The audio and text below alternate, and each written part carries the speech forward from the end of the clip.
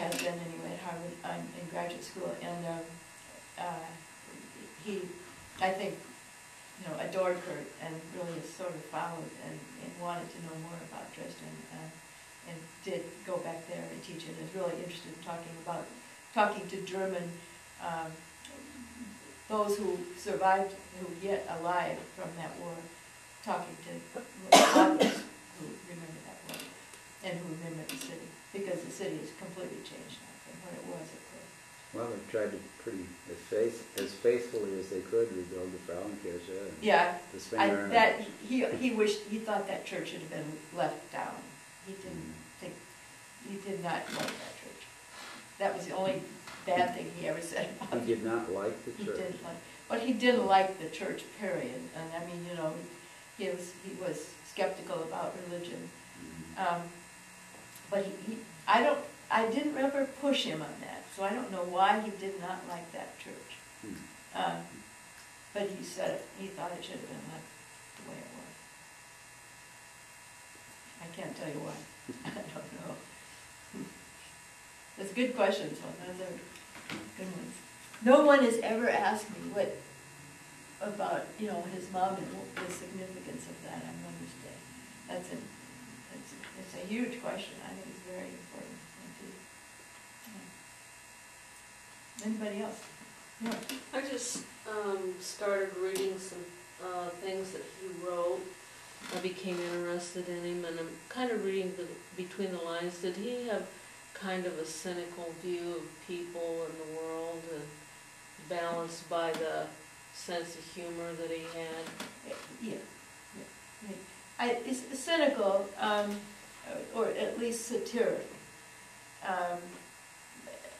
Yeah, he did. I think particularly he liked honesty, and he liked people who didn't try to pretend something that they weren't.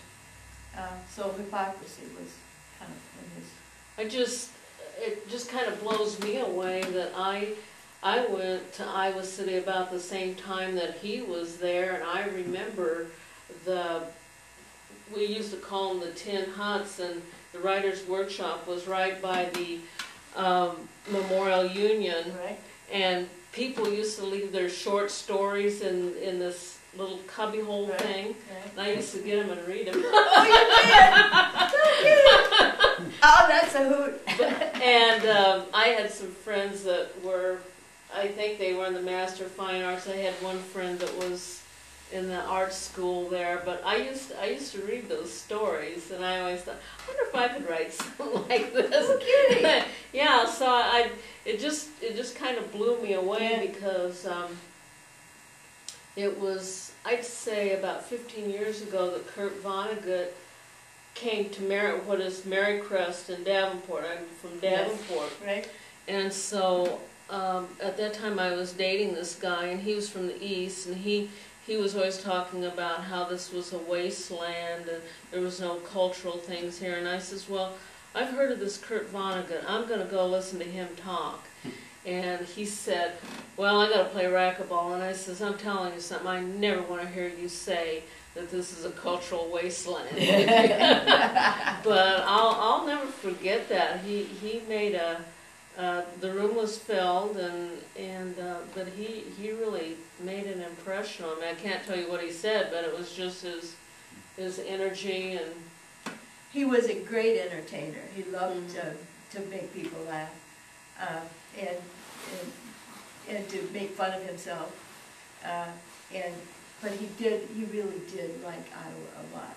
He loved, he would stop and talk to anybody, and people could, he really would engage them in conversation. I don't know how many people have told me they just felt he was so kind to them and so generous. Well, I wish I could have met him while I was there. You should have. I was on the other side of the river. You were studying medicine?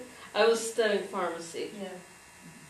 But I always used to, in the winter when you had to walk across the river, the wind was pretty strong then, and you always found the places where you could stop and get warm, and I would stop and collect my short story reading. I don't think I was supposed to take them, but I just, Were they mimeograph? as I recall, yes. That's where what you do would you give the story that was going to be up for the workshop for discussion. You leave that with the secretary, and then she would put the ditto copies of the story in that cubbyhole, so that the workshop students could come by and pick them up and read them over the weekend. Yeah, So someone was probably shorted, because I'll tell Kathy Salyer that she was the secretary. I don't think anybody noticed it. Don't worry about it. okay. But it's amazing. It was, as I recall, it was just one hut? And Well, that was the office, that one hut, but there were more. Well, yeah, weren't there two? I think you're right. I think there were two. Wasn't there one down across from the library? Yeah. Well, it was across from. No, wait a minute. No, I don't know. No, I don't remember that.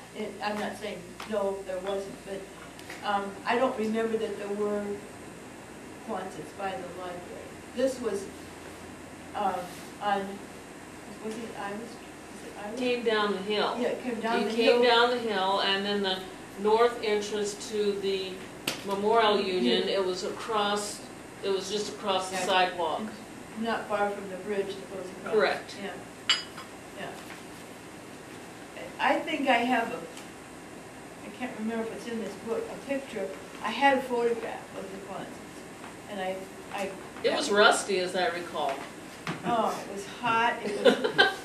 It was dreadful in many ways, and cold, of course, in the wintertime. And I think there were woods. No, I suppose it wasn't wood stove. It was not.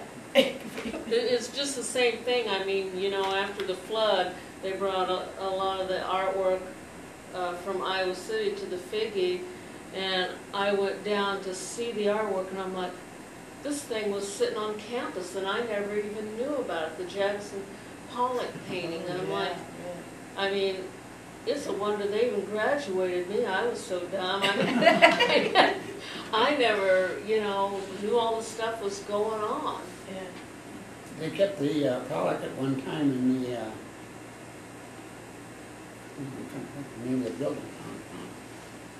On campus? Mm-hmm. I don't remember where that was either. Had you seen it in Iowa City? No, not in Iowa City. Well, it's a flood to get it to Davenport. Were you in the workshop when Phil Frock was there? No, I came, I think it was the year after he was there. It was a heady bunch of people there teaching. It was really quite extraordinary. Well, it always has been. And some of Kurt's students have been extremely successful as well. I try to mention some of those in this book too, and it was a very rich time, very, very rich time. Well, I was trying to think, it was the Memorial Union where the Pollock was for a while. Really? Okay. I still never saw it. Where did they have the Beckman? One of the paintings at the Figge that I believe came from the university collection is Max Beckman. Yeah. And where was that? I don't know. They've been having an art talk every Thursday night that I've gone to, and they feature a painting each Thursday night and explain it for people like me. And the name's familiar to me, but that Jackson Pollock I like that real well, and rather fond of that blue Matisse they have there too. So. Yeah. Well, are you going to keep them down there, you think?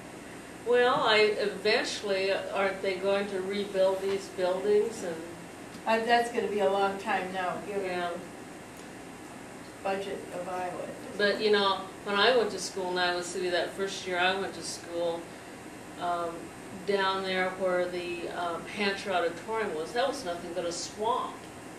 It was a I swamp. must confess, I'm somewhat baffled why a major university that has a geology department, has an engineering department, and so forth, with people that are very well qualified to tell them about what happens in floodplains, would not raise a major Oh, that objection. building looks so beautiful to on the building. river.